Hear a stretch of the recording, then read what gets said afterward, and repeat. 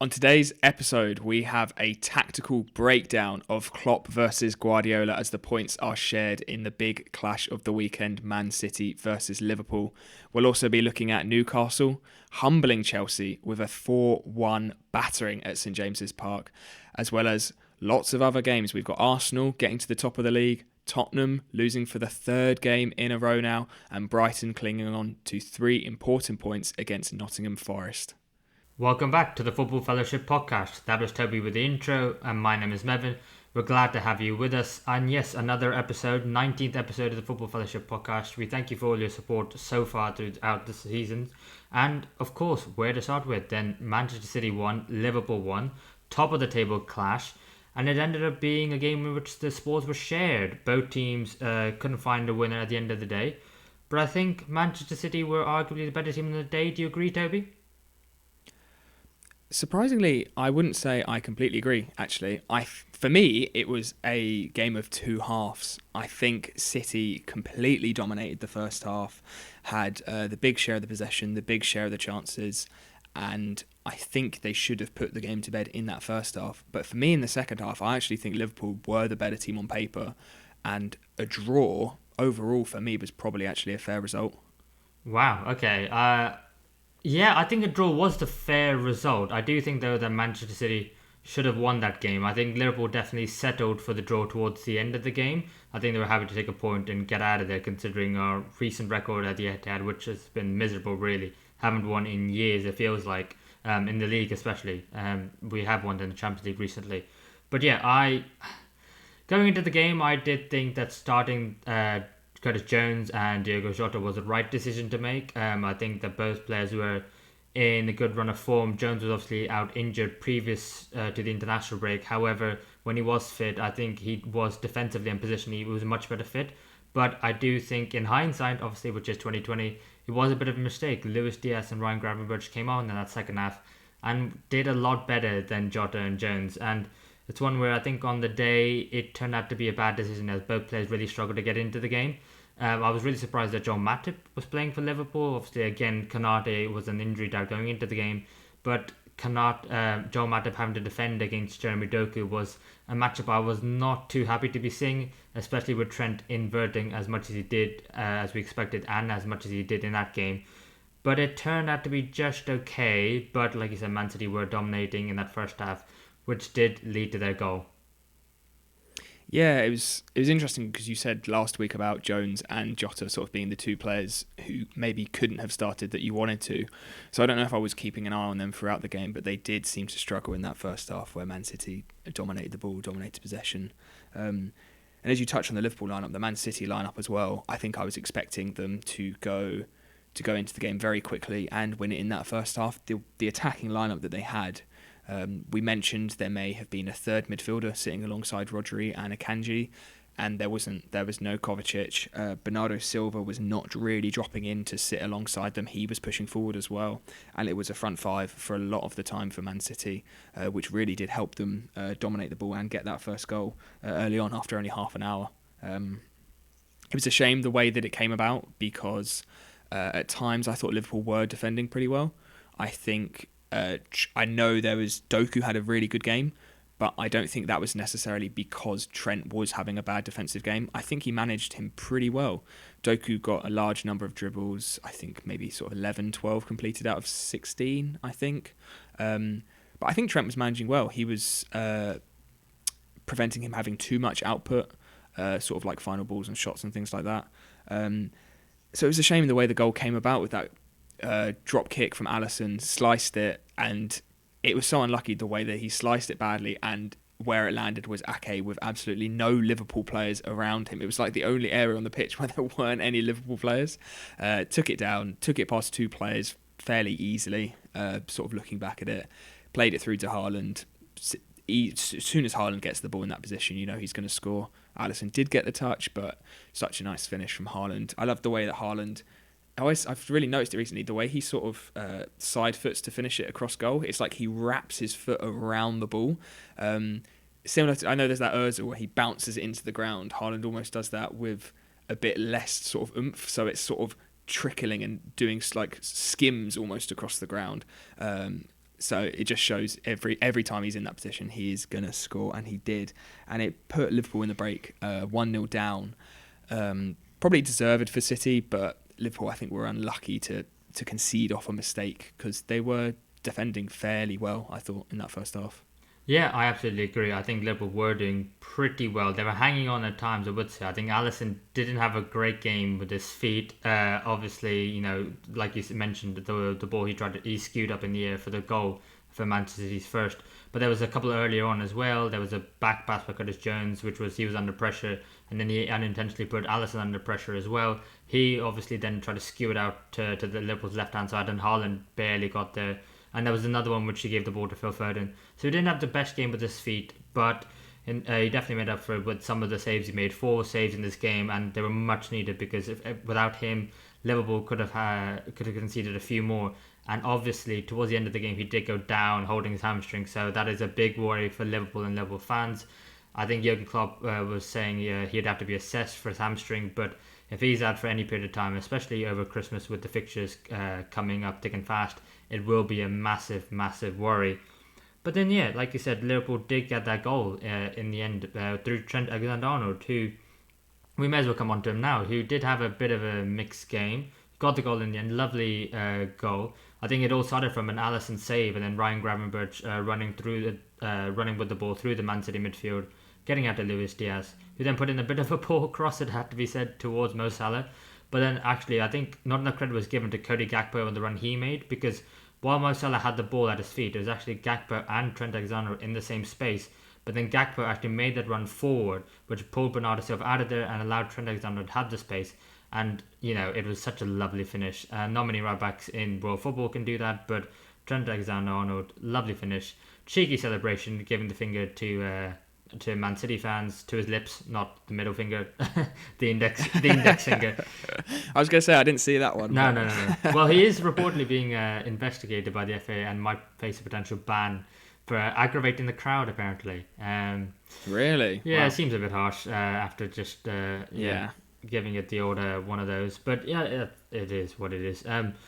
But yeah, so I think talking about Trent, I mean, there's been a lot of criticism towards him because of the fact that Doku did have a good game, but I don't think Doku's output in the game was as good as it should have been, considering the time and space he was given. And I think a lot of it was Jurgen Klopp trusted Alexander-Arnold to go into midfield, and he said, "Don't worry, the likes of Dominic Szoboszlai, Joel Matip, they'll cover you. So you go for it and go into midfield because you can really be a difference maker in the game." And he was in the end. So whether it was the right decision to push Trent more into midfield than usual or not remains to be. We can't really say anything now. But in the end, the goal didn't really come from that side in terms of him being out of position necessarily. He could have made a tackle for the first goal, which he didn't quite get to Neznake. But at the end of the day, Jeremy didn't punish Liverpool. So I guess you could say it worked out all right. Yeah, I think it actually worked out probably as planned for both managers in a strange way. I think Pep got his early start, dominated possession in the first half with that quick. I was quite surprised that when they sort of went 1-0 up after about 50, 60 minutes, they didn't really change anything and they didn't sit back as much. That's what I was expecting from City a little bit, to get an early goal and then sit back and then counter Liverpool. But it seemed like they both sort of carried on their game plans. City dominating the ball in the first half, Liverpool trying to hold on and get them on the break and get a quick goal. So in a strange way, I think both tactical plans did work to an extent. Liverpool, I think potentially they could have even had a second. I think there was about half an hour in that second half, sort of between the 50th and the 80th minute when they did score, where they looked like the better team for me. And I think if they hadn't have conceded that goal in the first half, they really could have won this game, because I think the Klopp knew that Pep was going to be really heavily attacking in that first half, and if they didn't have a goal, they would still be going for it and Liverpool would be able to get them on the break. So it was interesting, because I think City would have wanted to be 2-0 up around sort of the 60th, 70th minute and then just see the game out, and they didn't have that and it cost them in the end. But fair play to Klopp for sticking with Trent, pushing him forward and going for that goal. It was a bit nervy at the end of the game. Liverpool sat right back a lot of the time. City had almost all the ball in those last sort of 10 minutes. And I can imagine as a Liverpool fan that was scary to watch. I felt nervous watching it because I wanted it to stay a draw, and I really didn't want City to score in terms of the league table for Arsenal. So I can imagine it was a bit nervy at the end. Yeah, absolutely was. I think especially with the two corners that Man City put into the box, and they were crowding Alisson to just keeping him in the box, keeping him on the line, and making sure he couldn't get anywhere near the balls. And I think both disallowed goals were, I think, the right decision, because I think I'm all for giving goalkeepers less protection, but if as soon as you put a hand on one of their arms or shoulders that's going up to try and jump for the ball, it immediately hinders them. And I think Alisson would have got to the ball both times if the defenders of Man City weren't on him. So I think for me, they were fouls, and I think just about the right decision. They were soft, but I think, for a goalkeeper, that makes all the difference in the world, and I think he would have got to it anyway. But yeah, I absolutely agree. I think that Liverpool were definitely the team happy to come out of this game with a point. Like I said, against Man City, who they have a terrible record, and they go into the next games and they just know they're there and thereabouts, really. And the next time to play Manchester City will be at home. So they have a really good record at Anfield against Man City. So I think Jurgen Klopp and his men take that. I think Pep Guardiola and his men should be happy with the performance. But I think that maybe they could have won it if they really wanted to. Yeah, like you've said, going to the Etihad and getting a point is a good result for Liverpool. Maybe a little bit disheartening for City, considering they could have put the game away in that first half, really, and probably regret not being able to do so now. Moving on to our second biggest game of the week and second biggest result was Newcastle 4, Chelsea 1. Completely dominant display, really, from Newcastle. I think we were quite surprised that Chelsea didn't put up more of a fight in this game, considering how they have played in recent weeks and how they have played in the big games in recent weeks. Yeah, Chelsea were really, really poor. It was actually quite surprising, especially because the fact that before the international break, Newcastle lost away to Bournemouth. It was the fact that they had so many injuries. It was a bit of a worry, and I think they lost Joe Willock going into this game as well. And then Chelsea, like you said, have done really well as of late. They beat Tottenham Hotspurs, they drew with Manchester City. Things were on the up, things were going well. And, the favourites going into the game were probably Chelsea, but they just showed no fight, no passion, no determination. And Newcastle did, and they were absolutely excellent. I think to a man, I've got Miley, Bruno and Trippier down here as having excellent games, but I think, to be fair, the whole Newcastle squad to a man were better than Chelsea, and it was really surprising. And I don't know what to make of it for Richie Pochettino and his men. It just seems to be one where Chelsea are so inconsistent. 1 week they win, 1 week they don't, and if anything, they're going backwards. They went from a win to a draw to a loss now. So it's interesting, but we should give Newcastle all the praise in the world because they were absolutely magnificent. I think even for the first goal, I really want to discuss Alexander Isak for this first goal. I know he ends up getting the goal, but I think in the build-up to it, Chukwu ends up, because he's trying to stop the cross from Kieran Trippier on the right-hand side, he ends up being the furthest man back. And then when the ball comes out to Anthony Gordon and he faces the Chelsea defence, he passes the ball to Miley, but Chukwu was actually meant to be in the space that Miley's in, but Isak actually blocks his path in while Gordon is trying to make that pass, which doesn't mean he can get out there, which gives Miley all the space and time to find Isak when he does eventually get there. But I do think it was really bad defending by Badiashile because of the fact that Chukwu should have been there marking Miley, yes, but then Badiashile then runs out along with Chukwu, and that just means that Alexander Isak is just on his own, and then you've got Kukurea playing everyone on side, and I just think from defensively it was just such a poor first goal to concede. Yeah, the Chelsea back lines and the players in front, they had a few changes this week. There was no Caicedo, no Disasi, no Colwill. We saw Reece James come in, who has sort of been playing reduced minutes in the last couple of weeks, and it just seemed to completely destructure that defensive setup. It was, and there's a problem when Thiago Silva has a bad game. He had a really poor game this week. Whether that was because too much had changed around him or it was the way that Newcastle's attacking unit were working really well together, I'm not 100% sure. But yeah, they just looked all over the place, Chelsea, at times defensively. And this season, that's been probably one of the aspects you can say that they have done well in. Excluding that City game where they conceded 4 and this game where they conceded 4, they had one of the best defensive records in the league, with that back four of normally sort of being Colwill, Disasi, Thiago Silva, and then they've had so many right back changes, Gusto or Cucurella sort of playing there occasionally. So it was a very strange decision for me to change that much, and in a big game like this away at Newcastle. I'm not really sure what the thinking was behind it, whether the players were unfit or any knocks or anything. It just seemed really strange, and it seemed to cost them this game. Yeah, I think we've been saying this early on in the season that Pochettino is still trying to find out his best Chelsea side. In recent weeks, I think he's found his best side going forward, but in defence, I think he has chopped and changed still quite a bit. And I do agree that it has gone to show. I think, like I said, Thiago Silva, I can't remember which one it was. Was it the third goal? The third goal for Newcastle. The way he, just passed it back like so nonchalantly and then ended up falling over and only going a yard. I think that is so un-Thiago Silva. We often refer to him as a Rolls Royce of a defender, considering the fact that he's still 39 years old. I mean, it's not something that you expect from him. And after that performance, you kind of go, well, maybe he's gone past it, but obviously we know he's not of that quality. I think the likes of Reece James making rash decisions in this game, getting himself sent off.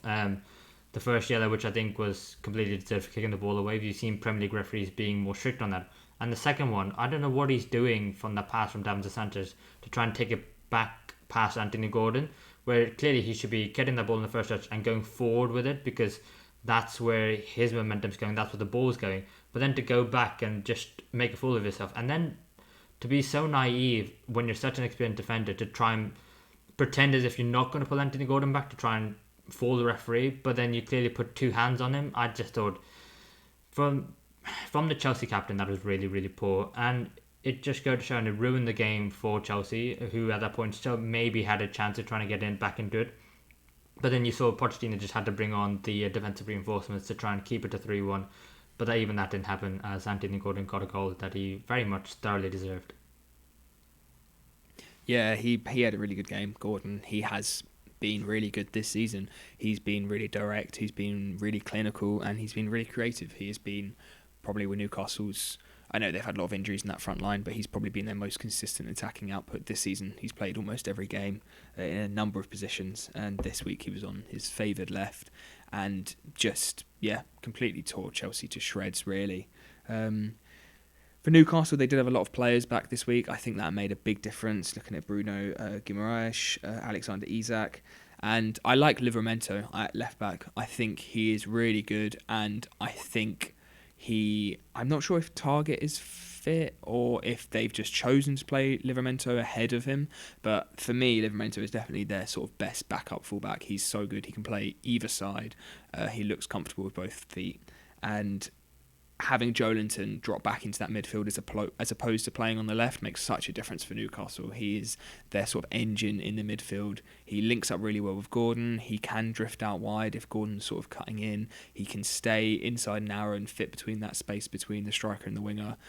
Such an underrated player and still one of their most important players. And no matter, I think, how many players sort of Newcastle may sign in the coming seasons, with the amount of money they could spend, Joelinton, I think, is still going to be the main sort of... I think I see him in that side for years, like a cult hero, because he seems to absolutely love it, and he was so gassed when he got his goal this weekend, and you can just tell that he is so passionate about Newcastle.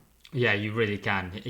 I think every time he scores, he is just so passionate. He's pumping his chest, he's screaming his lungs out.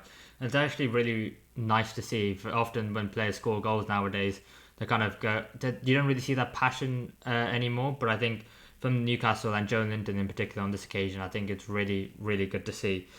But yeah, so Newcastle now are only 5 points off the top four, but Chelsea, they are now set. They're now still in 10th, but they're 7 points off Newcastle, so that means they're 12 points off the top four. And obviously after recent results, we thought maybe they'd be doing a bit better, maybe they're on the way up. But it feels like they win one, they lose one. I'm not really sure what to make of Chelsea. Do you have any thoughts on, what realistically they could do this season? it's a difficult one because I don't think they can set their aspirations to be top four. I don't think they should have done that at the start of the season because ultimately that's only going to end in disappointment for a lot. I think if they set that goal and they make it, they'd be happy.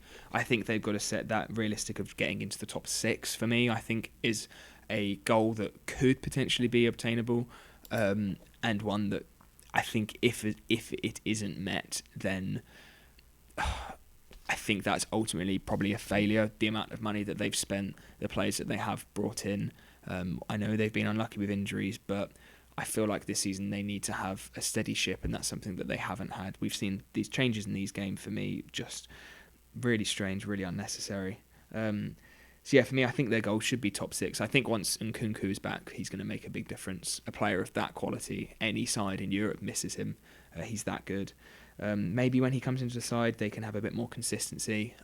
They'll look better going forward, I'm sure. So yes, 8 points off sixth place now of Man United.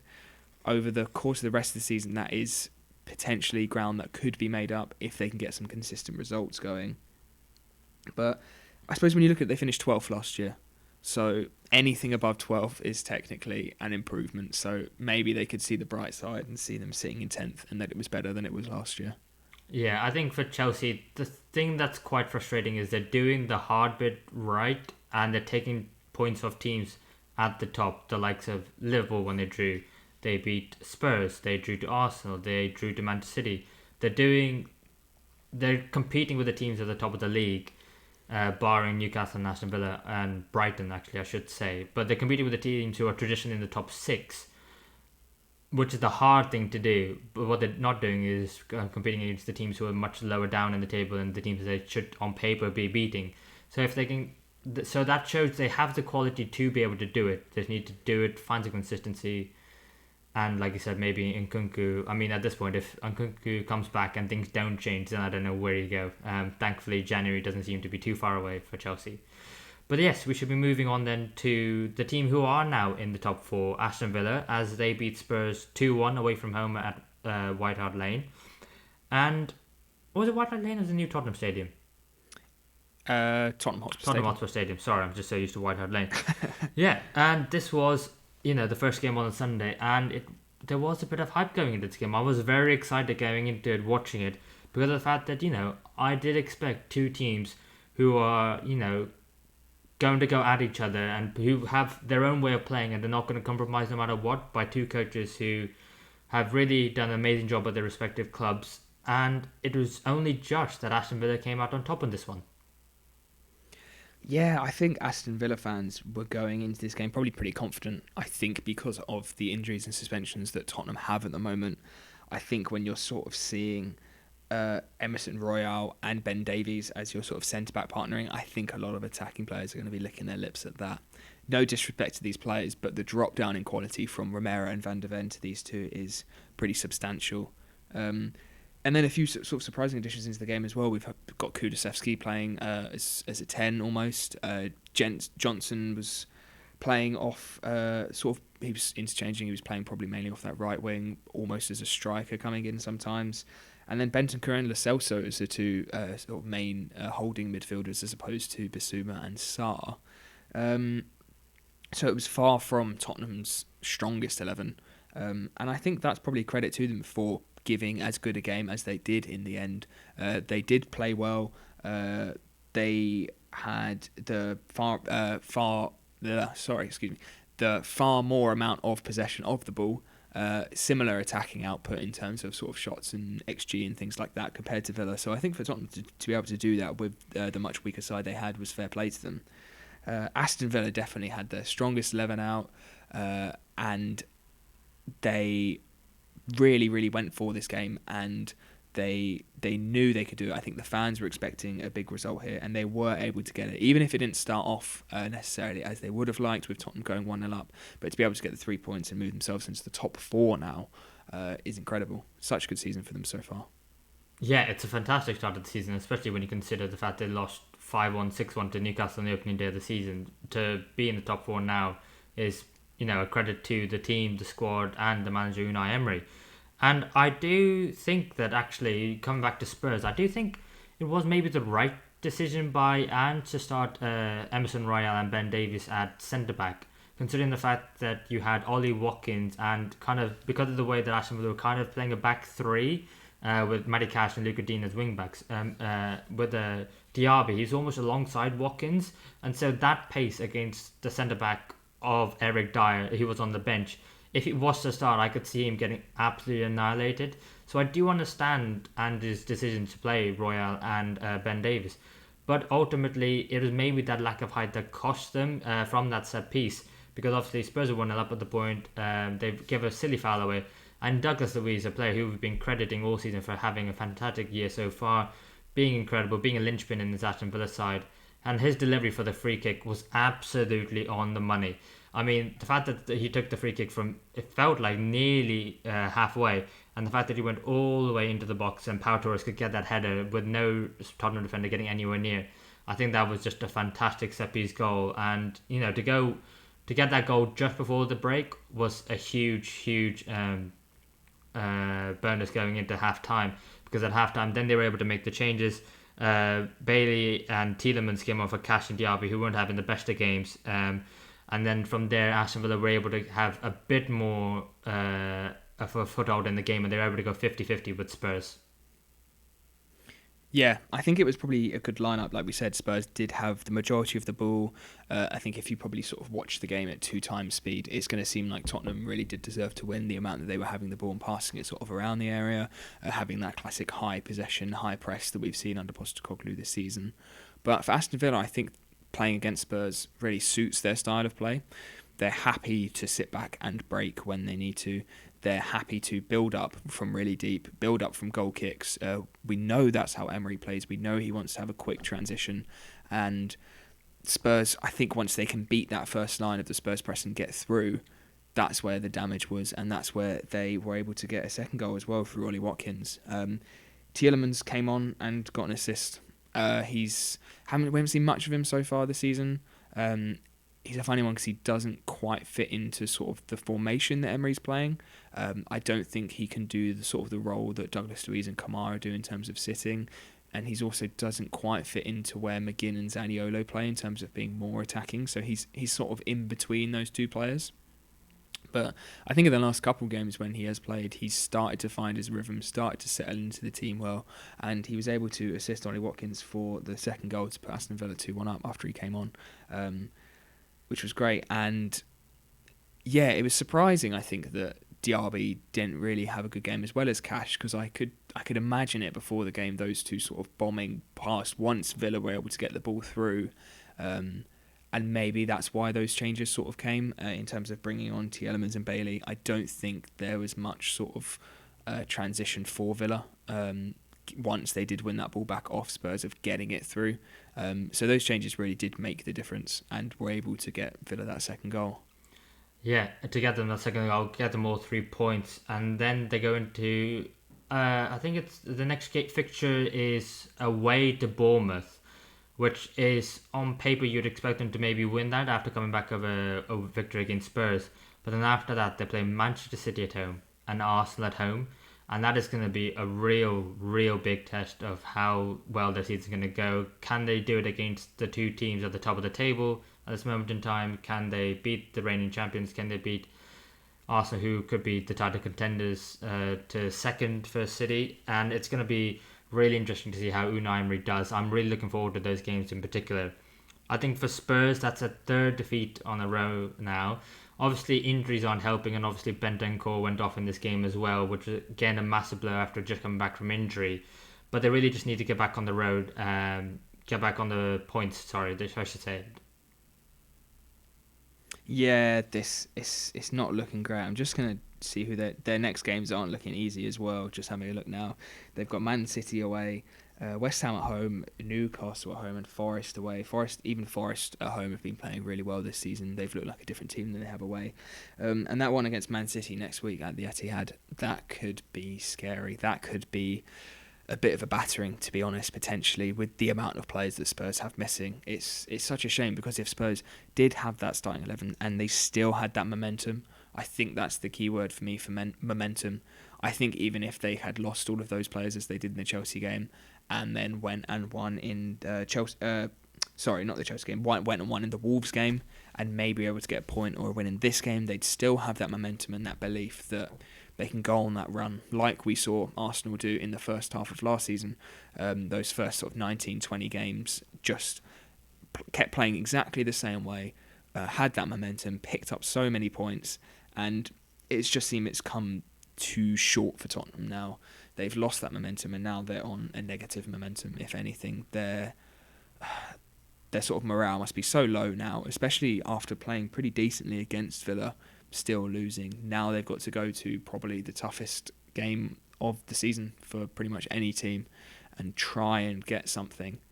Whether they're going to change their style of play and sit back and try and counter, or if Postecoglou's going to stick with what he's got, it'd be really interesting to see. But as a Tottenham fan, I think I would be pretty worried going into this one. Maybe. I don't know.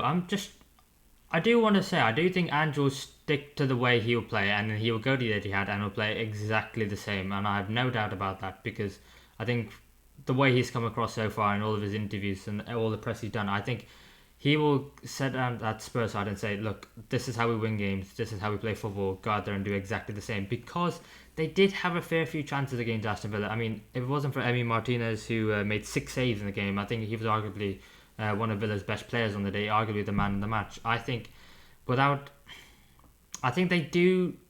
they can cause Man City some trouble, and I think that they likely will.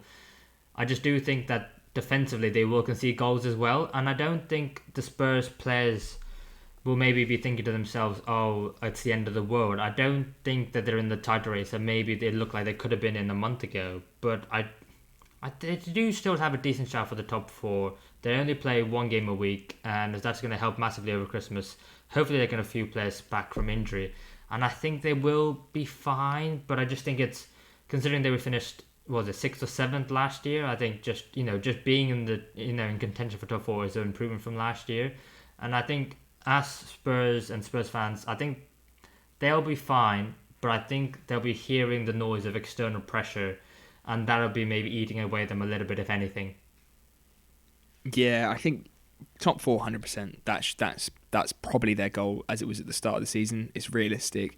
It's where they should be playing, and I think I didn't think they would get top 4 before they started playing as well as they did. I was thinking they're going to be staying around that mark, especially with losing Harry Kane, which is something that we've barely talked about because Tottenham have been playing so well. They should be fine for the whole season. Top 4, I can definitely imagine them getting. It's just if they lose this City games, it'll be 4 losses in a row, which I feel like is massive. Just even thinking that, we would not have imagined that sort of 4 or 5 weeks ago, them going this long without a win. But yeah, like you say, they could cause some problems and get some goals. It's just that defence. I can see City scoring 3 or 4, and really that could knock them back a bit and slow that momentum down to a complete dead stop, really. But yeah, shall we move on to the next game, which is Nottingham Forest 2, Brighton 3. Brighton were able to hold on in this one. It seemed like classic Brighton, really. It was a poor start for them, poor first 15 minutes and a poor last 15 minutes, but luckily they were able to get the business done in between that. Yeah, talk about another team who desperately needed to win. We said in our last video when talking about Brighton players that they haven't won a game in the last 6 games, which has been a bit of a surprise considering they're still so high up the table. But yeah, it's one where they seem to score lots of goals, but they can't be able to keep them out of their own net. And I think injuries have played a part to it, but I just think the way as well that De Zerbi plays, that they're just, maybe impossible for them to keep clean sheets, definitely at this moment in time. But yeah, it was Ansu Fati was dispossessed for the first goal. Morgan Gibbs wide, was able to run Brighton left, Nottingham Forest right, completely unmarked and unchallenged, and had all the time in the world to find Anthony Lang on the back post. And I do think that with Chris Wood in the side, I don't think he particularly had a great game per se, but I think because of his aerial presence and his stature and his reputation, if anything else, the fact that Joel Veltman ended up trying to help out, who was it? Van Heck at right centre back, trying to help him out with Chris Wood. That meant that Anthony Lang was completely unmarked at the back post, and it was a lovely finish by him. A player that you talked about having lots of potential, but obviously quite raw, and sometimes you just need to have that end product. And it was a lovely header to the back post and a lovely finish by him. But then, yes, after that, Brighton seemed to have a bit of renaissance, didn't they? Yeah, it completely changed. They just had a really sloppy first 10 minutes.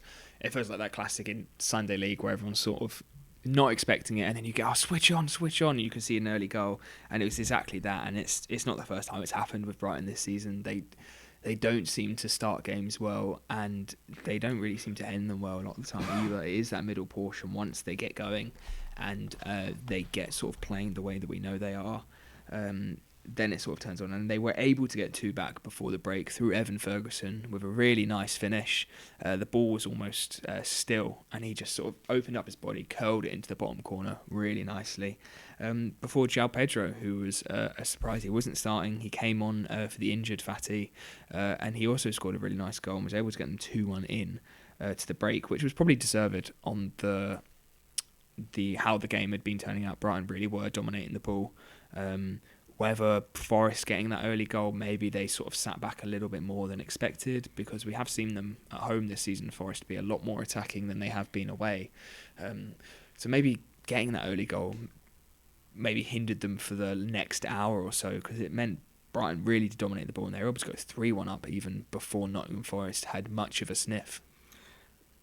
Yeah, they really were. And it was from the penalty, and Chris Wood ends up pulling down João Pedro, and I think it was really, really sloppy by Chris Wood to pull him down. But I think the fact that João Pedro was just anticipating that ball a bit quicker, Gilmour puts the ball into the back post, Lewis Dunk is there, of course he wins the header, and I just think Chris Wood just isn't anticipating João Pedro just to be there, and he got there ahead of him, and I think it was the right decision. And then obviously the other end, when when Nottingham Forest got a penalty, it all hell breaks loose as Brighton don't agree with it at all. Roberto De Zerbi goes mad, and most importantly, the captain Lewis Dunk absolutely loses his head. And I don't know what happened, and I don't know. Well, I do know what happened. I saw it with my own, but I don't know what was said. Obviously, Lewis Dunk gets the first yellow for dissent. And then I had to make sure, I had to find out afterwards what happened. And he actually got a straight red. He didn't get a second yellow, he got a straight red. And I had to find it in the Premier League rules. So you can get a straight red for offensive, insulting or abusive language to a referee or official, which is actually a 2-match ban, not a 3-match ban. So very weird. And interesting fact for you, if you care to know. The last player to get banned to get a red card, for abusing the referees, was Alan Smith for Newcastle in January 2008, in which they lost 6-0 to Man United. Which is a long time ago. But yeah, that seems too long ago, the way that some players seem to speak to refs. So I feel good. The ref, I feel like he's got a lot of cojones to phrase Troy Deeney back in the day to actually send him off, and I think it's actually probably a good thing in terms of the way that players, I think, treat referees sometimes. Yeah, I absolutely agree. I think Lewis Dunk crossed the line, and I think we're not experts, but I think we'd all read his lips pretty well, and if he did say what we assume he said, then I do think he deserved to get sent off. But then yes, Morgan Gibbs-White gets the goal after having to wait a very long time to take the penalty.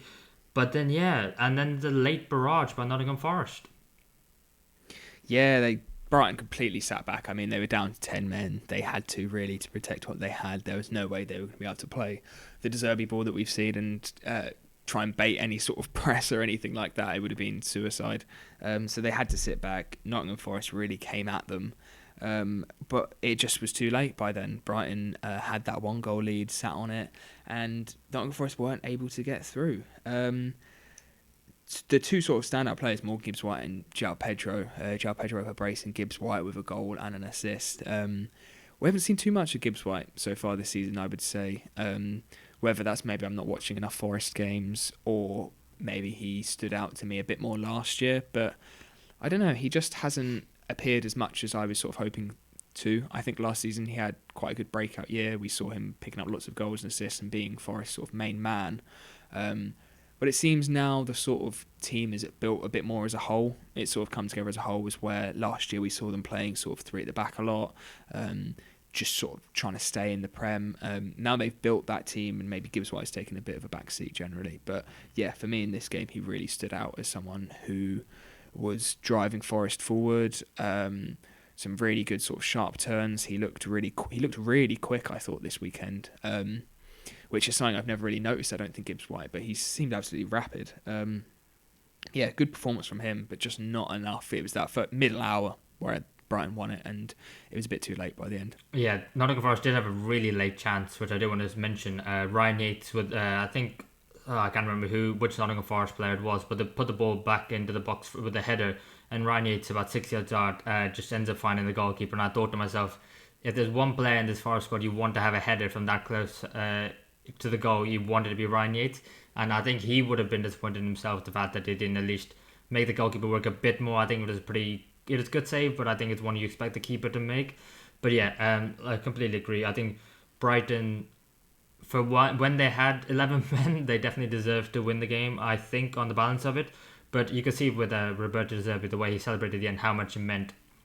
The fact that they've had so many injuries, Lewis Dunk got sent off, he clearly felt aggrieved by the decisions in the game. But the fact that they finally got to win the league after so long, and then you could see, by the way, Steve Cooper and Nottingham Forest players reacted. They were gutted. They couldn't believe that the fact that they hadn't managed to get at least a point from that game.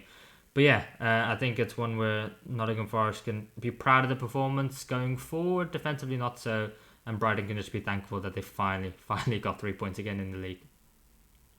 Yeah, that's a good summary there, I think. Moving on to the next game, a team who I think we would say desperately need 3 points to make up the 10 that they were deducted, but they weren't able to get it this weekend. It's unfortunately Everton 0, Man United 3. A big loss at home for Everton. They have been probably one of the worst sides at home in the league this season. They've really struggled. Had some good away results, but it was another poor home defeat for Everton again. Yeah, it really was. I think the scoreline flatters Man United a little bit. I don't think it was a 3-0 game. I think some of the quality of the goals kind of masked the performance. But I do think Everton should be disappointed, especially considering the fact that they did get the 10-point deduction by the independent adjudicator. And the fans were right up for it. You could see their unhappiness and unrest at the beginning of the game, the way that they were just not happy with the points deduction. But it didn't really translate to the players on the pitch. I thought they were a bit slow, a bit lethargic. They didn't really seem like the Everton this season who have gone into games, competed for every 50-50. It just didn't seem like that kind of performance from the players, and it was a bit disappointing to see, if anything.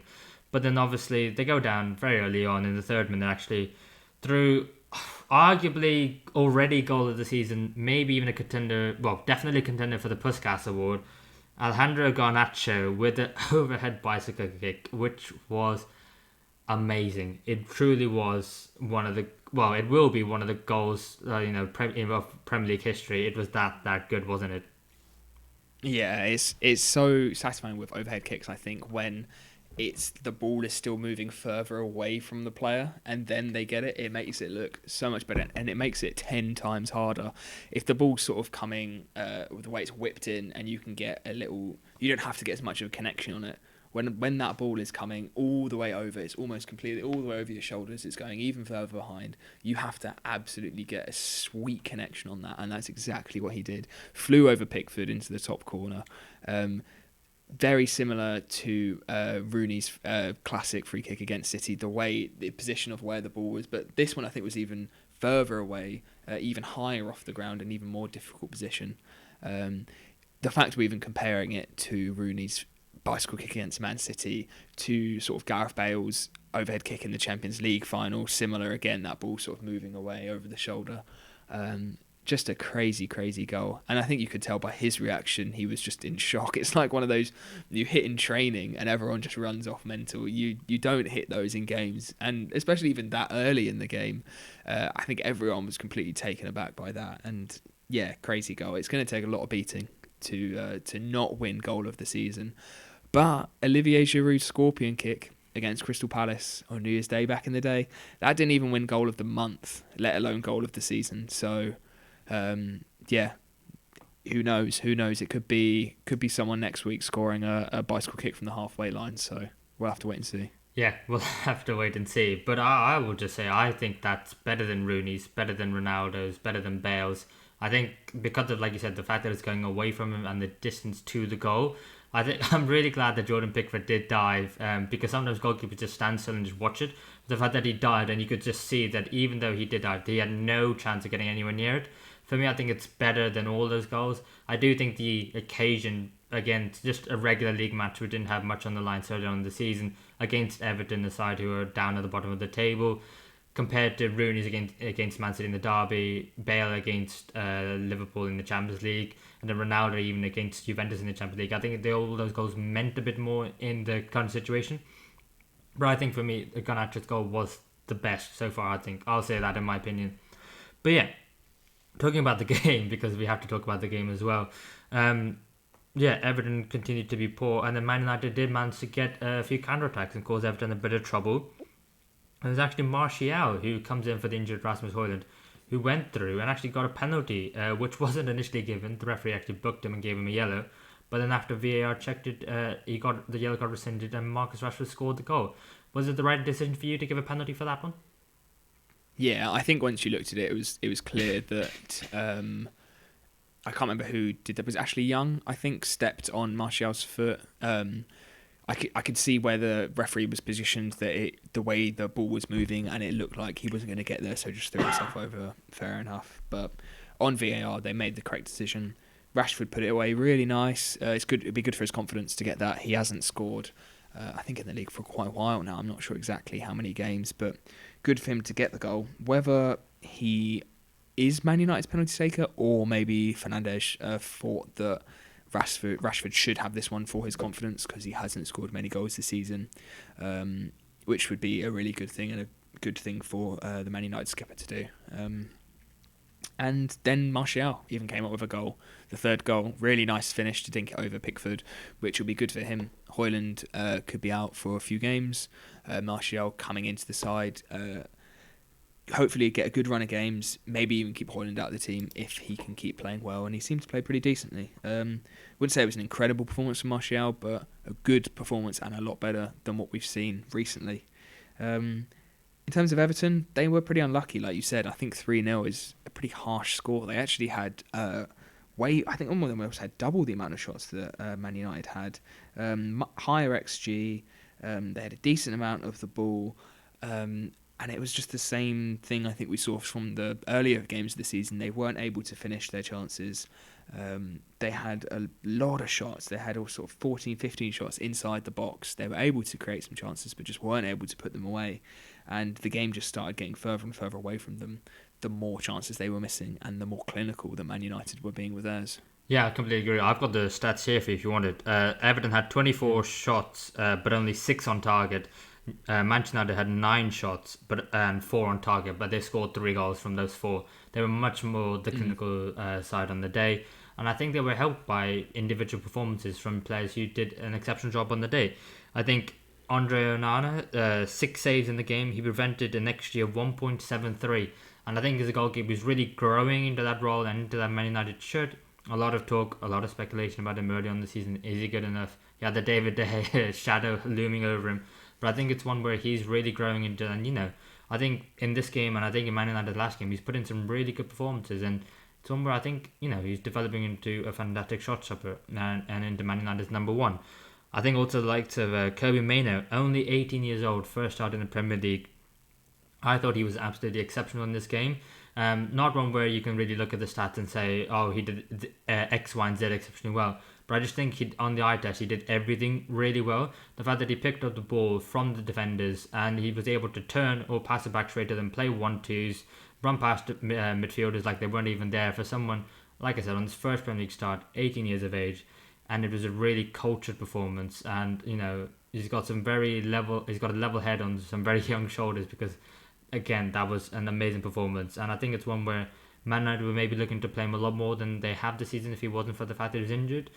Let's not put too much pressure on him just yet to solve all of Man United's midfield issues, but I think it's definitely a step in the right direction.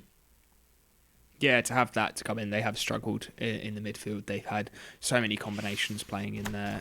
None seem to be particularly working, so it's a good sign for them.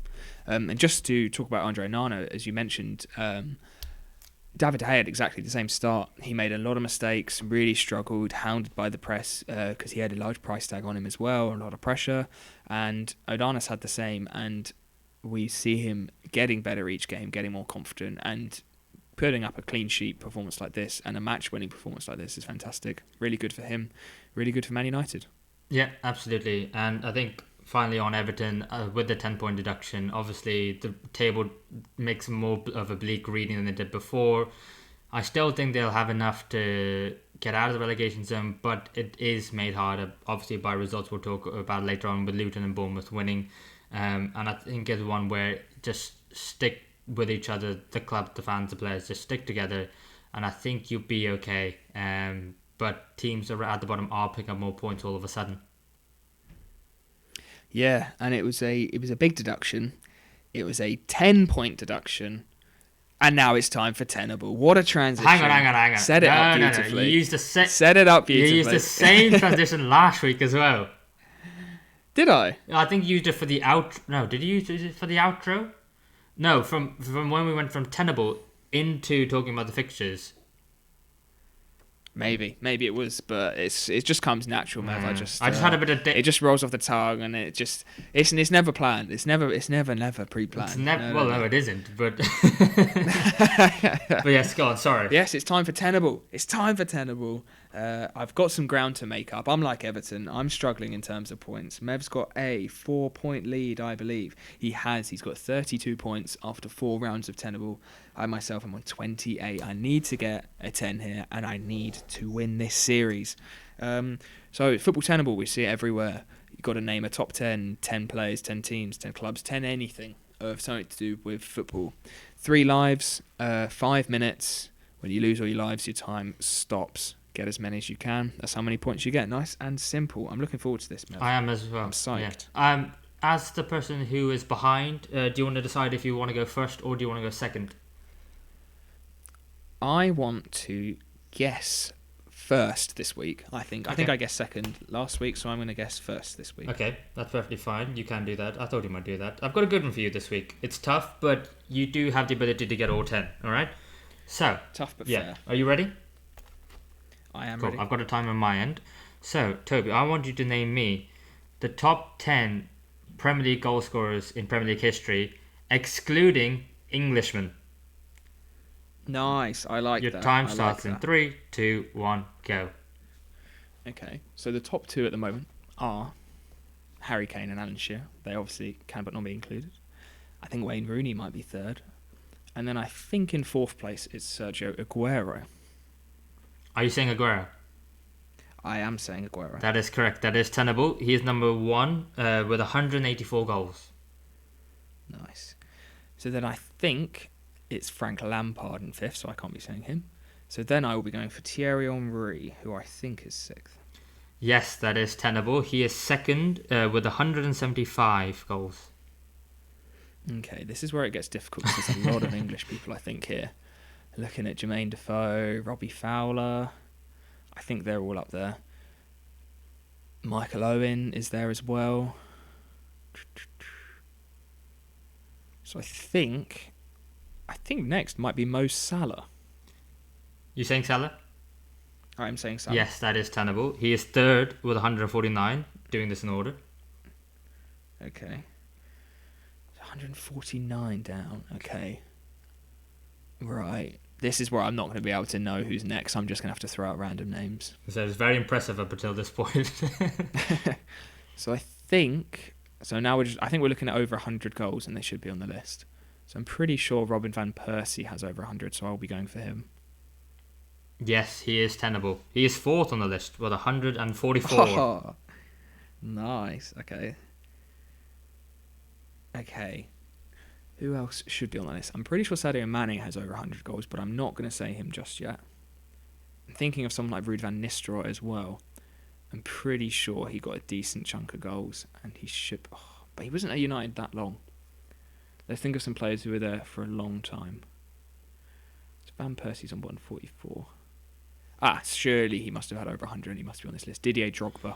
Didier Drogba is not tenable. No way. He's not tenable. Wow. That was also 2 minutes gone. Okay. So no Drogba. Who else have we got on this list?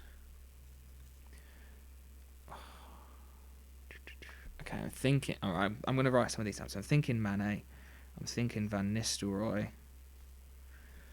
I don't think there's going to be any other Arsenal players on here. I don't think there's going to be any other City players. I don't think there's going to be any other Spurs players. They would have been Kane and Sheringham the most. There's Chelsea. Hazard could be on this list. He was in the Prem for a long, long time. Who else have we got? Adebayor could be potentially on this list. He obviously had City and Spurs stints as well. Oh, God, this is tough. Man United, could there be any other players in Man United? Dwight York could be one, actually. He's from Trinidad. He had a lot of time in the Prem. Just under 2 minutes. Let's go Dwight York. Dwight York is there. He is 8th on the list with 123. Okay. Got 5 out of 10 with 1:40 to go. I'm gonna go for Van Nistelrooy because I'll kick myself if he's. He is not tenable, unfortunately. No, he didn't have enough games. So it's gonna be someone with more than 123 goals. I think Heung-min Son. I'm gonna go for him. Heung-min Son is tenable. He's in 10th with 111. I will say now, nice. Son and Mane were joint 10th. Okay. So I don't only get one of those. Yeah, don't say Mane. I will say that. Okay. Who else have we got? Is there any other strikers I'm missing? Over 100 Premier League goals. Ooh, this is tough. Minute left. This is tough. Who else have we got? Players who have won golden boots. That's the thing. I feel like it's not even going to be those sorts of players. It's going to be players who have just played loads of games. Think of players who have played for a lot of clubs. Yeah, I'm struggling. I'm going to have to go, I think, for Hazard or Adebayor. I think I'm going to go for Hazard. He is not tenable. Damn. Are you done or do you want... Yeah, you're done after 3. No, you got one more. We got one more. No, I got one. We got 20 seconds for one more name. Who else could this be? Yakubu. Let's go for him. He is not tenable. Sorry. Well, damn. What are you done? Yes, so you got 1, 2, 3, 4, 5, 6. 6 isn't bad. No, 6 is... I'm very intrigued to hit these odds. Well, after Robin Van Persie in 4th, 5th was Jimmy Floyd Hasselbank. That's a good one. I think I would have thought of that and not said it. Yeah. One behind him was Robbie Keane. Robbie Keane, wow. I would not have expected him to be that high. 126. Wow. One behind him, Nicholas Anelka. Yeah, a lot of clubs. Yeah. And then 8 was Dwight York. 9 was Romelu Lukaku. I could have got that.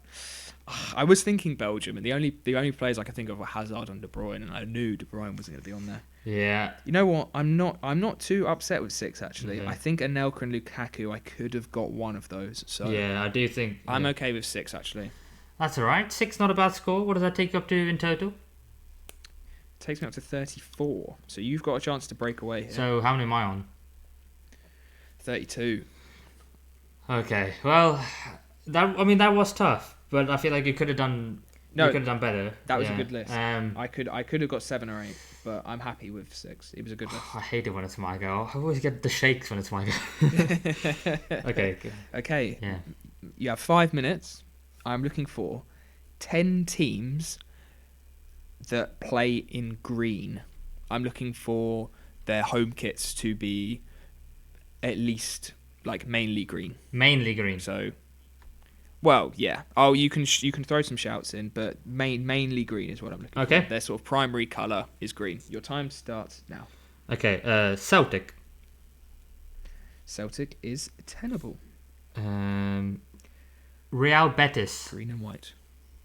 Real Betis is also tenable. I'm not sure. Nice light. I'm not sure what you.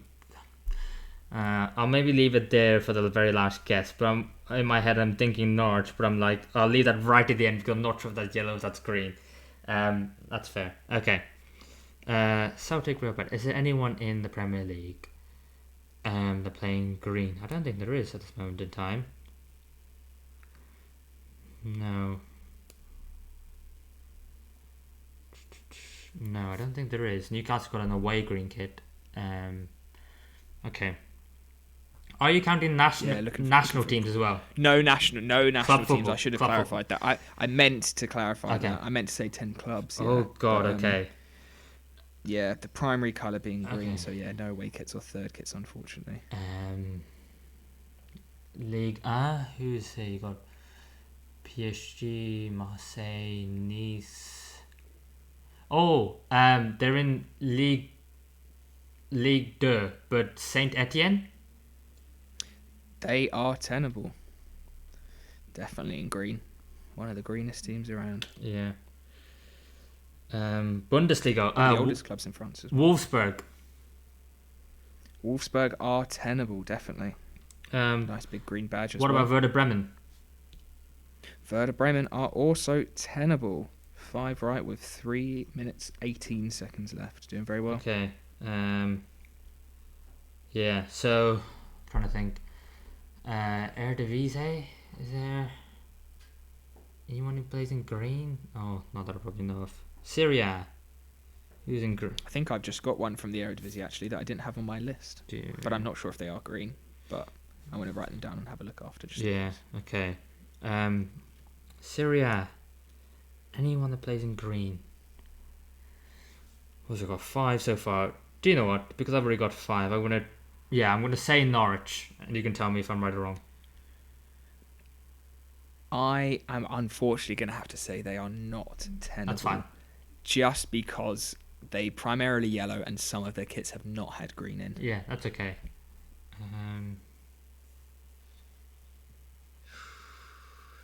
Syria. AC Milan, Inter Milan, Juventus, Napoli, Roma. No, there might not be any. Not that I know of. Let's go back to where am I going? La Liga. Vallecano, Sociedad, Bilbao. Valencia. 2 minutes left. This is tough. To be fair, I'm actually pretty glad with 5 so far. I've done. I don't know any Irish sides. I'm assuming a couple of them might have been green. You're from New York, America. Sorry, green. Not that I know of, on top of my head. This is tough. Got a minute 30 left. Haven't missed someone obvious in the Premier League, have I? Don't think so. Championship, League 1, League 2. Is there anyone? There certainly could be. Yeah, I have a feeling there probably is, but I just can't think of any. Time's running out. Okay. Got 1 minute left. I would say maybe, think outside the Prem, La Liga, Bundesliga. Think of a slightly smaller league, and there's a couple floating around there in a few European leagues. Don't think I can think of any from the top of my head.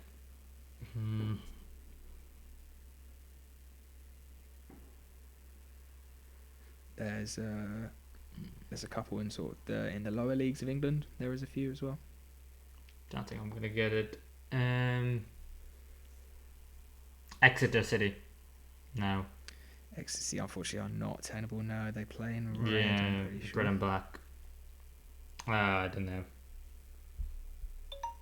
Oh, I think I'm 10 seconds left. Any other leagues potentially? America. Portland Timbers. Portland Timbers are tenable. Oh my God, what a road!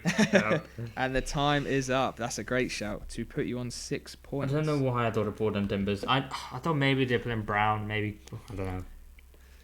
With Norwich, I'm not sure if I'm being harsh excluding that one as a guess, because I have it written down with a question mark and I wasn't sure whether to give it. No, I mean, I guess they are called the Canaries, which are yellow. And That's what yeah. I thought. Their home kit this season has a secondary colour of green. Yeah. And it's got a decent amount of green on it, but I'm not sure. No. I feel like it might be harsh. No, I'm okay with you not giving me them. I think that's fair enough. Yeah. Were there any other obvious ones? There was a few, potentially. Sassuolo, I'd say, were probably the biggest one that you missed in Italy. Yeah.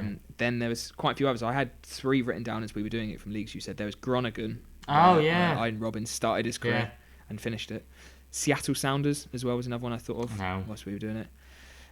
Other teams, the lower league English ones, Plymouth Argyle. Yeah. Forest Green Rovers. Yeah. Yeah. Yeovil Town, they're also in green. And then around Europe, looking at Panathinaikos in Greece. Sporting Club de Portugal, Sporting Lisbon. Oh my god. Yeah, I didn't even think of the Portuguese league. Lokomotiv Moscow also playing green. And then the last one, which would have been good if you would have got this, I would have been very impressed, is Palmeiras in Brazil. They also play in green. Oh my god, I should have got Sporting Lisbon. So 6 points. 6 points is solid. I think that's a good score for that because that was quite a tough one. Yeah, it started off well. I'm glad that I got Saint Etienne, Wolfsburg, to be fair. Yeah, but I'll take that. So that's 6 in the end. What, you got 6 as well? 6 apiece. Yep. So the gap is the same. It's still a 4-point gap. You're on 38 and I'm on 34. After 5 rounds of Tennable at the halfway stage now. Yeah, there's no way I was going to pull away on that one. That was quite tough. But no, that was a good one. That was a good difficulty for both, I reckon. Yeah. 6s, solid. Yeah, lovely. Yes, shall we get back to the football then? Back into the Premier League review. Yes, 4 more games to review. First, we're going to start off with Sheffield United 1, Bournemouth 3. A big game at the bottom of the table as Sheffield United can't manage to get the 3 points against their fellow relegation rivals. But Bournemouth on the day dominated and were much the better side and thoroughly deserved it, didn't they? Yeah, it was a big 3 points for Bournemouth. They've now picked up that big win against Newcastle. Another 3 points here against potential relegation rivals in Sheffield United. And it's put them up to 12 points. They're now 7 points away from the relegation zone. So a nice big gap there for them. And they completely dominated this game. Just much the better side. Were really able to keep hold of that ball and use it effectively. Something that we've seen that they've tried to do this season.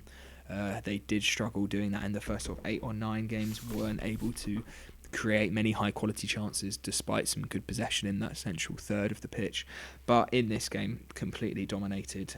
23 shots, an XG of almost 3 overall, so deserving compared to their scoreline.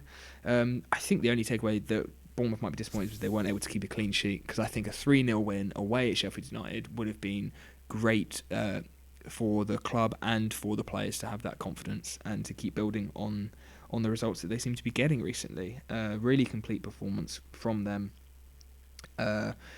Most players on the pitch having a good game and getting a big result. Yeah, absolutely agree. I think particular mention to Tavernier, who got 2 goals on the day. I think also Semenyo, who's going under the radar a little bit, but I think he's a fantastic player. He's got that coming from Bristol City, no bias at all whatsoever from that perspective. But the fact that he plays out wide, sometimes down the middle, he's got the pace, he's got the power, but he's also got just an eye for a really good pass and really lovely finish as well. I think he's a player who's gone very underrated, and that 3 behind Dominic Solanke looked frightening. Justin Kluivert, Semenyo, and Tavernier, all 3 of them behind Dominic Solanke, were fast, tricky, and were just a nightmare for Sheffield United to cope with. And the fact that they couldn't really. There are 5 at the back, which we've talked about often, very narrow. But today it really, really punished them, and especially for the second goal, I think it was, where Adam Smith gets the ball coming in for the injured Max Aarons. He gets the ball down the right, and then he runs into the box, near to the edge of the box, completely unmarked, and then he's just able to put a ball into the back post to Tavernier. And I think it was just epitomised that Sheffield United just had a bad day at the office. Much better in the second half when Ollie McBurney did come on the pitch. It was a bit of a shame they didn't play him and Garnacho together, because because I think that could be a partnership that could work out really well. But I also understand where Paul Heckingbottom is coming from, trying to keep it solid, especially when you concede as many goals as you have. But it wasn't a good day for Sheffield United, and another disappointing result. Yeah, like you say, Archer, I don't think quite has the build to be a solo striker. He does play better with someone a bit more physical alongside him, like you say, potentially in terms of McBurney. But understandable from Sheffield United to play sort of two midfielders behind Archer just to have a bit more support in the middle of the pitch. They should have the width covered from their fullbacks, so having Harmer and McAtee sort of sitting in behind Archer, able to drop in when needed and able to come up and support Archer, just leaves them a little bit isolated at time, gives him a lot of work to do in an area where it's probably not his strongest suit. Yeah. And he didn't really get much of a sniff really until that sort of second half. Sheffield United didn't really create many chances. And Bournemouth were able to do this without even having Philip Billing on the pitch for most of the game, which I think is credit to them. Someone they have relied quite heavily on is Philip Billing, as well as Dominic Solanke, who didn't score any of the goals, didn't get an assist, had a good game, was still a good focal point for them in the attack. But other players stepping up and putting in a really good performance, getting the goals, getting the assists is good for Bournemouth because they can't rely like they have on those two players over the last season. Yeah, absolutely. I think if any time Bournemouth win a game and can score 3 goals without Dominic Solanke being on the score sheet, I think that's an absolute result for them because, like you said, Dominic Solanke has been the linchpin of that side going forward for a couple of seasons now, and the fact that they can now have options around him, even Sinistero, who came off the bench, I think he arguably should have scored as well. He ran down Bournemouth's right, Sheffield United's left, and he absolutely did. About 2 or 3 players cut him back from left to right, and eventually had the shot with his right weaker foot and just went past the post. And it's one where, now they've got options and players are fully fit. They still got the likes of Alex Scott to come back into that midfield, who looks like a really promising young talent for not only for Bournemouth but for also England one day potentially as well. And I think it's one where Bournemouth can be really, really happy with that performance. Sheffield United, next game is Burnley away. Massive game, 2 of the new promoted sides, and it's going to be one where Sheffield United really, really need to try their best to get 3 points in that, don't they? Yeah, that's a must win for both. I think a point for both doesn't really do much for either of them. One of the sort of teams down there, we're looking at Everton, Sheffield United, Burnley and Luton. Realistically, I think are sort of that bottom 4 at the moment where they need to be picking up points. They've got to go and win that game. And for me, they probably should. I think they look better than Burnley this season. They look more like a complete side. I think Burnley still have a lot of growth and development to do to get a winning sort of style. We've seen moments from Sheffield United where they can definitely win. They can definitely pick up some more points. So I think Sheffield United can go there and get 3 points, and it'll be a massive 3 points to them. I think it'll put them on 8 points, Yes. Which will then be a 4-point difference gap between them and Burnley. If Burnley, however, can get a result, that's also huge for them. It's a massive, massive game. It's a shame it's come so early in the season. I wish we could see that sort of towards the end and see how much of a difference it would make. Yeah, absolutely. Let's change the running order a little bit. Let's talk about Burnley 1, Sheffield United 2, as we quite perfectly seamlessly go into talk about transitions earlier on. But yeah, it's one where actually Burnley, I think, put in one of the performances of the season for them so far. I think they had a really fantastic first half and then beginning of the second half of this game. I thought they were actually the better side on the day. They're actually defending really, really well, something we haven't been saying of Burnley so far this season. We've actually been criticising them a lot this season for saying the fact that they haven't been able to defend well, keep out the goals, and they did a fantastic job for most of the game. I mean, the fact that Koleosho ended up getting a penalty which was not given on him, I thought that was a penalty, the foul on him by Kufau. Did you see it? Did you think it was a penalty or not? I think it was a penalty. I think it was very harsh that it wasn't given. Yeah, they'll be very disappointed with that. Yeah, I absolutely agree. I thought it should have been a penalty. But then he does run down the left in the second half, and he gets brought down by Hamid Kudus. And to be fair, I think the contact was actually weaker than it was for the Kufau challenge. But again, I think that was rightly given as a penalty. And then Jay Rodriguez steps up from the pen to make it 1-0. And it really epitomizes a wonderful start for Burnley, and in a game that they've done really well so far up until then, and then West Ham come back into it, unfortunately for them. Yeah, like I was just saying, I think Sheffield United have had better games throughout the season. This, for me, was the first game that I've watched that Burnley have played really well for, well, basically 90 minutes. They thoroughly deserved to win. They completely suffocated West Ham. West Ham really struggled in this game. They didn't play well, but I think a lot of that was how Burnley did play well. They completely prevented West Ham from making any chances. They had some really good chances of their own, and they'll be kicking themselves they haven't taken 3 points out of this game. Two late goals, 86th and 91st minute, to just completely throw away all of that hard work. It's so frustrating, cause especially for the clubs that get Burnley are really struggling to pick up points. This 3 points would have been huge, but Mohamed Kudus does not care. He had an absolute crazy last 10 minutes, getting both assists for the goals. I think that's where Kudus is best. He is so direct, so quick, and in those sort of moments when you just need a bright spark, he is that man, and he was able to deliver it for West Ham, who somehow ended up winning this game. Yeah, I think if you're David Moyes, you just take the 3 points and you say, do you know what, on the day we had a bit more quality, and they absolutely did. Mohamed Kudus, who's a player who started off a bit slow since the move from Ajax, but has really started to grow into the team. He had a couple of performances in the Europa League which have really impressed, and he's finally translated that to the Premier League as well. 2 assists on the day, forcing the own goal for the first one from O'Shea.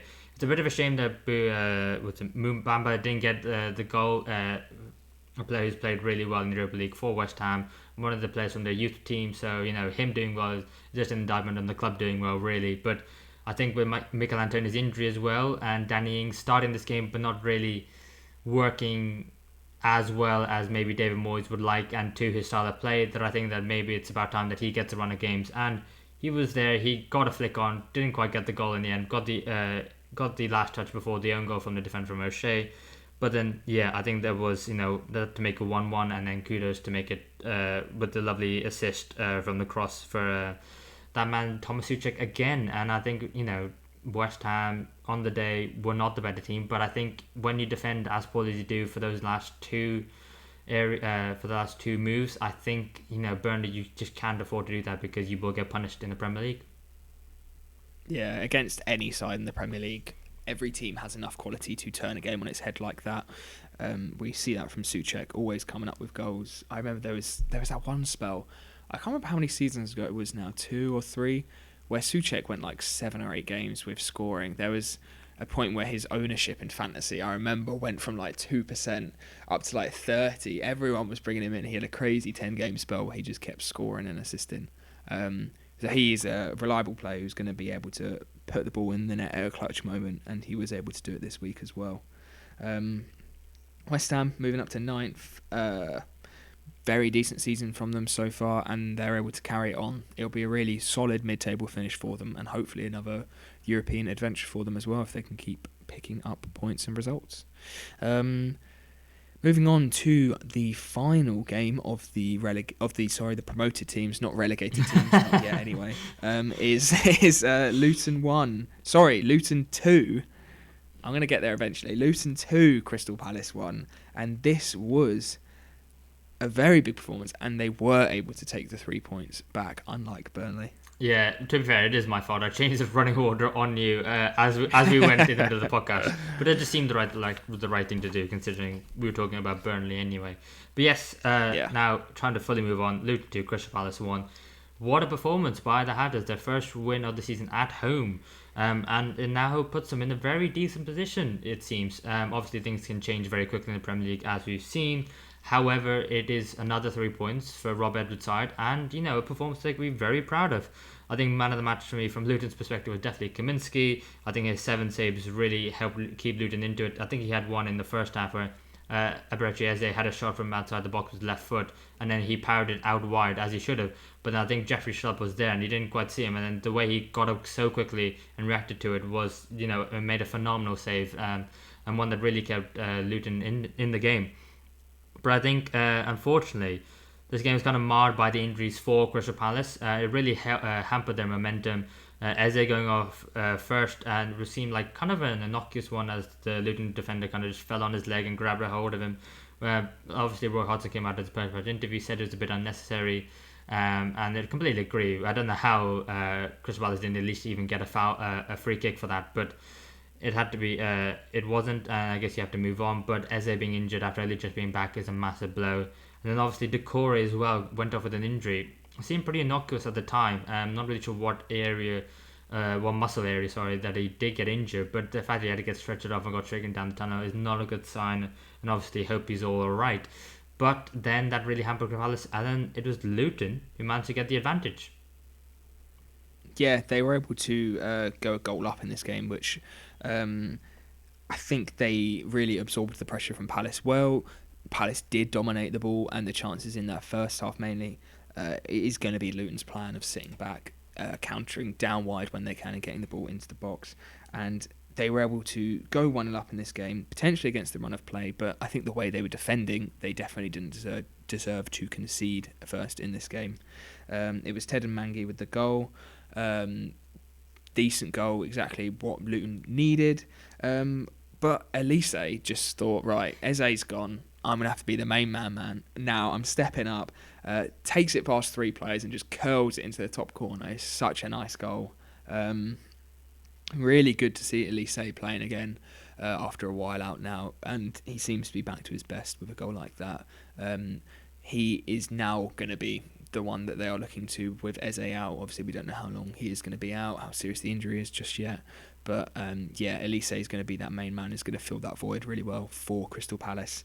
Because I think when Eze did go off, and like you said, that really did hamper their play, their tempo just completely dropped. And it did look like he was missing. But luckily for Palace, well, for the next 10 minutes, they were able to get an equaliser. Yeah, it's quite funny. I was watching Match of the Day, and they're talking about Elise's goal being goal of the season contender, and obviously Garnacho goes and does his over bicycle kick the very next day. But I do think that we were talking about Elise's goal much more if it wasn't for that, and I think it was a fantastic goal, almost Mo Salah-esque against Arsenal. Remember against David Luiz? I can't remember that. Maybe I've forced it out of my memory. That's fair enough, but it just reminded me very much of that goal. I'll send it to you afterwards. But it was a fantastic finish for him, and there's really nothing that Bell could do about it. I've actually felt sorry for him because that is definitely, when you sign up to be a defender, days like that is just days you want to forget as quickly as possible. But unfortunately for Bell and Luton, they were able to get the win in the end because Brown, who came on the pitch, Isaiah Brown, after being substituted on, gets the goal and kind of gets 3 points for Luton in a game in which maybe they defended really well, but going forward it didn't offer necessarily too much. But I thought it was a bit of a lack of communication between Anderson and Sam Johnson, two players who we both credited in our last week's pod for having a fantastic season so far. But it was one where they did. It did seem like one of them should have been able to get to it, but they didn't. And in fact, it was Brown who got there first, and he was able to give Luton the 2-1 lead, which they were able to hold on to. And it was another massive 3 points.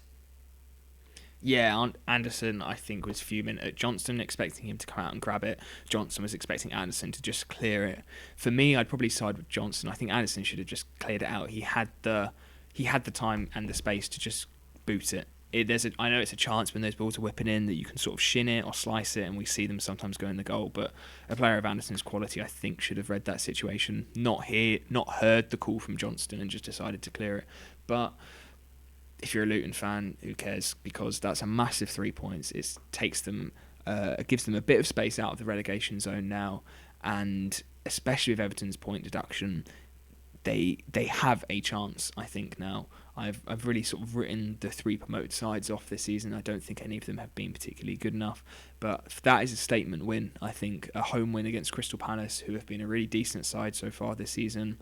That is huge, and it gives them the chance and I think the momentum to pick up some more points and potentially stay up this season. Yeah, a saving win at home, and they're definitely not just making up the numbers in the league. They're here to fight and here to compete, definitely.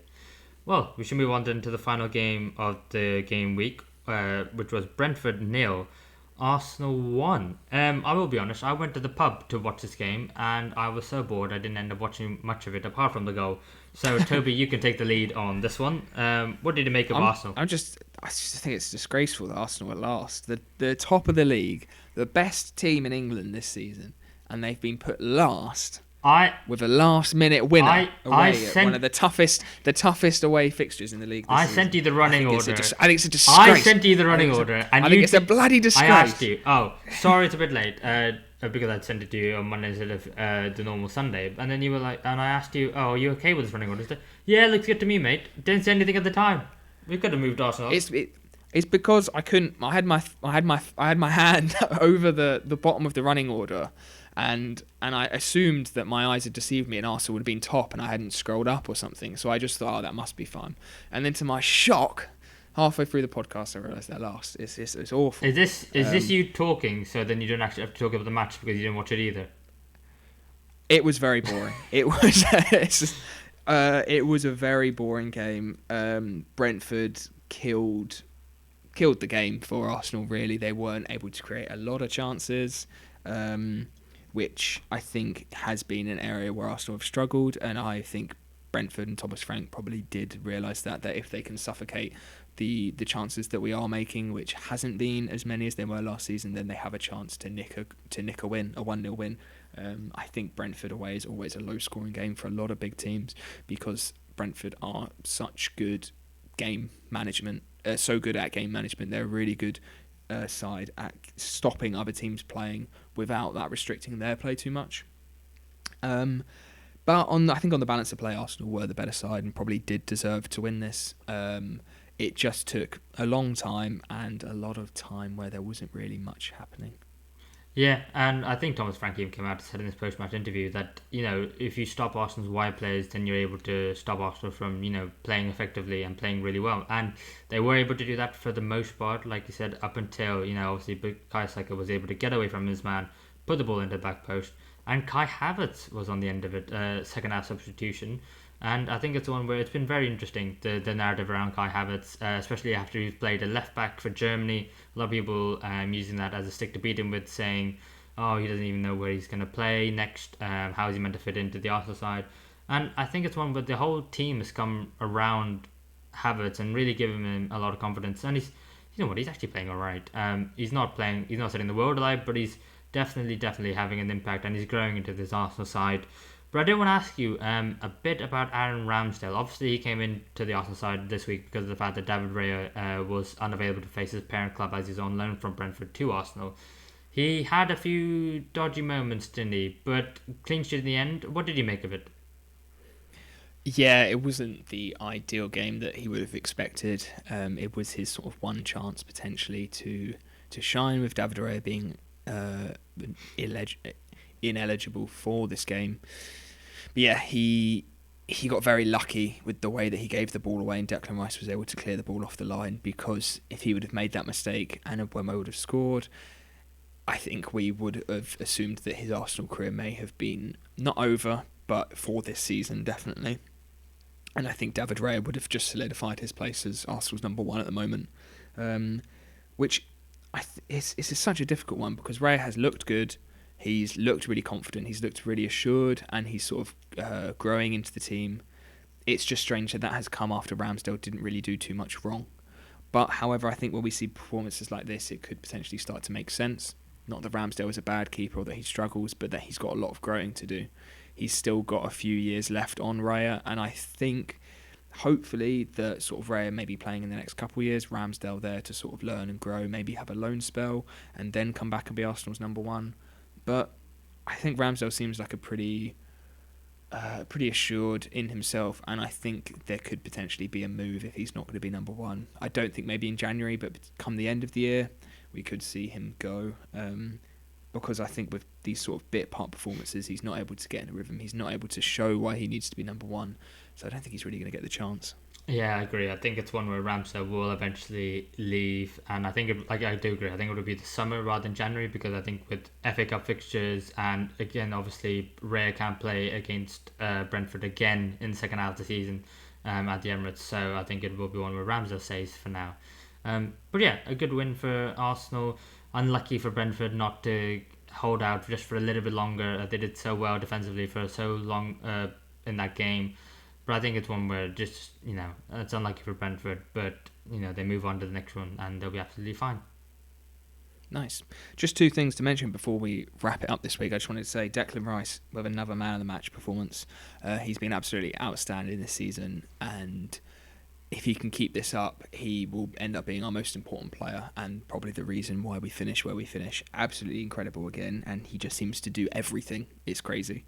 And second, as you mentioning the FA Cup, I'm not sure if you're aware of this news. It was floating around a little bit, but I'm not sure if I sort of picked it up and read about it a lot more, being that it is my hometown. But Barnsley, unfortunately, were kicked out of the FA Cup for fielding an illegible player against their FA Cup first round replay against Horsham, which is actually my hometown. It's a small little town with very small club. It was only, I think, the fourth time we'd been in the first round proper of the FA Cup. The first leg was a 3-3 draw away at League One Barnsley, which was amazing. The Lardy Army, as they are known, got a load of fans up there, really good atmosphere. And then back in the replay at Horsham, they lost 3-0, but Barnsley have now been kicked out of the FA Cup for fielding an illegible player. So Horsham are back in the FA Cup in the second round for only the second time ever. And that's obviously this coming weekend, actually, is the FA Cup ties. So they're away at Sutton, and I just wanted to give a shout out to Horsham. And I hope they win that and then get a Prem tie, because that would be absolutely crazy for a club of that size. So, shout out to Horsham and the Lardy Army, and to Barnsley for absolutely dropping the ball and somehow fielding an illegible player and getting kicked out of the FA Cup. Yeah, if Horsham are listening to this and they want to, have someone cover the game for them, then, Toby is available and he'd be more than willing to do so. Yep. Yeah. If you need a commentary team, we are. Of course. We are there. Or if you need a bit of halftime fun of the top 10 Horsham appearances, we're there, and we're cheap. We don't charge much. We don't really charge anything, to be honest. We'll just do it. Not to do this, but if we were to have to travel back to Horsham, then yes, we would. But yeah, I think that's it for this week. Thank you everyone for watching and joining us on this week's episode of the Football Fellowship podcast. Like I said, it's been our 19th episode. Thank you very much for your support so far. If you're watching us on YouTube, please give us a like and subscribe. And if you're listening to us on Spotify, please give us 5 stars. I think that's all. Everything from me. Toby, anything else to add? I don't think so. Apart from the Premier League table is looking beautiful.